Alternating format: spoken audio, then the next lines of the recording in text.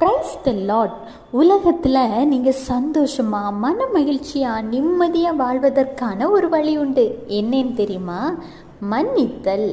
கர்த்தர் சொல்கிறார், எபேசியர் 4:32, ஒருவருக்கொருவர் தயவாயும் மன உருக்கமாயும் இருந்து கிறிஸ்துவுக்குள் தேவன் உங்களுக்கு மன்னித்தது போல நீங்களும் ஒருவருக்கொருவர் மன்னியுங்கள்.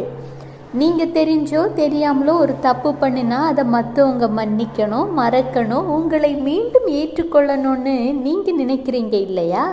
அதுபோல பிறர் தெரிந்தோ தெரியாமலோ தவறுகளை செய்திருந்தால் கூட அதை மன்னித்து ஏற்றுக்கொள்கிற மனப்பக்குவம் உங்களுக்கு வேண்டும்.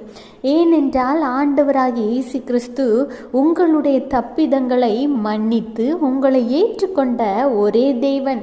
நீங்கள் பிறரை எந்த அளவிற்கு மன்னித்து ஏற்றுக்கொள்கிறீர்களோ அதற்கான பலன் ஆண்டவராகிய இயேசு கிறிஸ்துவிடமிருந்து